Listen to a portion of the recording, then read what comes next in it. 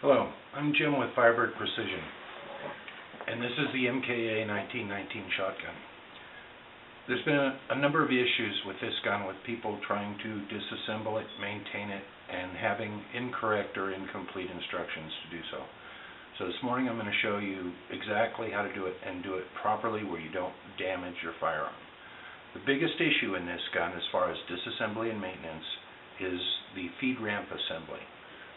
In the lower receiver, the most fragile part of the gun is this feature right here, which is the feed ramp assembly.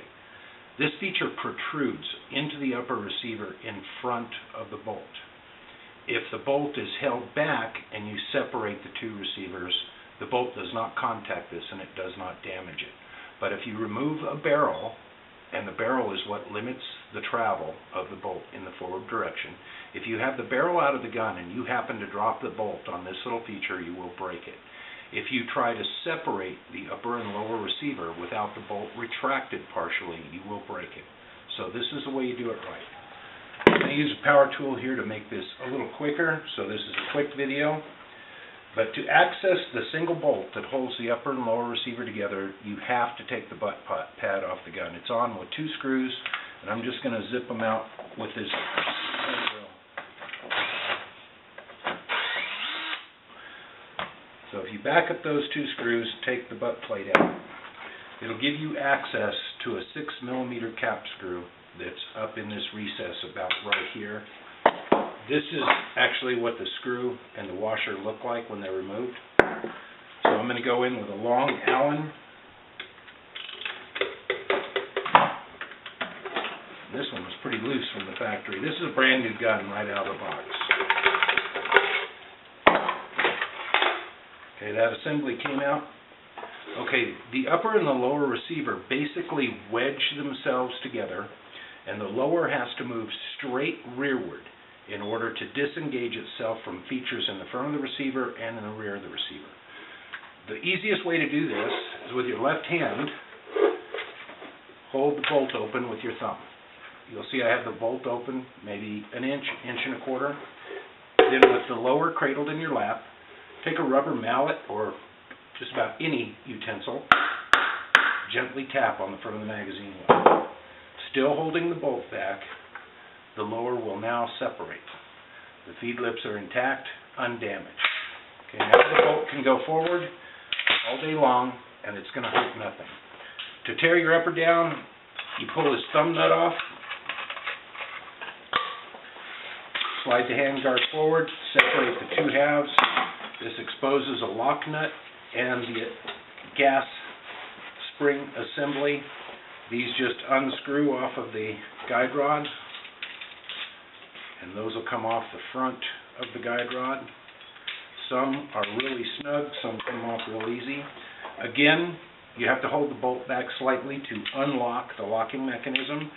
Lock the barrel, you can slide this assembly out. If you want to go any farther, slightly open the bolt, align this T-slot, pull the charging handle out, and this is one of the ones that is very tight.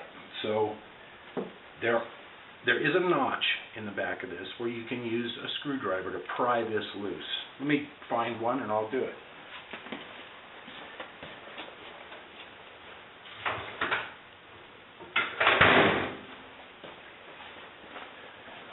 There has been an ongoing issue in my mind with some of these guns because this particular dimension has floated around. Some of those handles are very tight, some are very loose. Okay, now we have the gun completely assembled.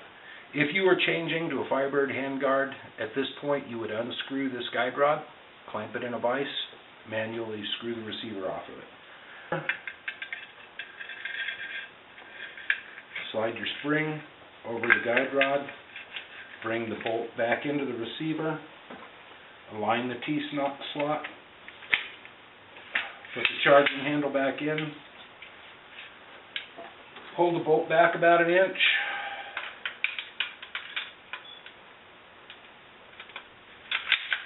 barrel assembly will go all the way back down in seat. spring, cup, and the lock nut go back on just the way they came off. This little part underneath this cup and spring is a bypass piston, which dumps excess gas pressure out of the operating system when you're using really heavy loads like 3-inch magnums. Otherwise, it doesn't do a lot except cause you a little trouble with your light loads.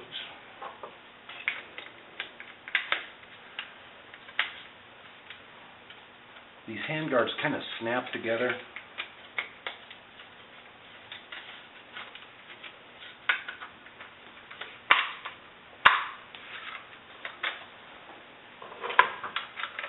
Tension nut or thumb nut goes back on. Okay, this upper receiver is reassembled. Okay, we want to remarry the upper and the lower. Again, with my left hand, I'm going to hold the bolt open about 1.5 inches. I'm going to insert the feed ramps into the upper receiver and align the features at the front and the feature at the back. At this point, I'm going to palm that shut to where I close this gap. Okay, now the lowers are married. I can gently lower the bolt and not damage the feed ramps. At this point in time, I'd bring this bolt back in here, snug that down good, replace the butt plate, the gun is reassembled. One of the issues I don't like, these are more or less wood screws, and they're going into small plastic features inside of the buttstock here. We've seen a lot of these stripped. We've seen some of them broken, even on brand new guns. So to get away from taking this on and off 100 times to service your gun, what I did is I made a new butt plate. This butt plate mimics the M16A2 butt plate. It's billet aluminum. This one's in the white, so you can see the color. If it were anodized black, you really couldn't see any features of it. But it has the M16 trapdoor in it. So now, instead of removing this stuff, you open the trapdoor, you go in with your tool, you can disassemble the gun, you can reassemble the gun.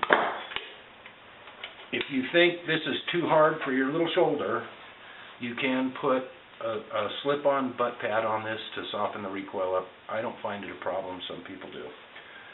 Anyway, there's your basic issues with assembly of the MKA 1919. Thank you.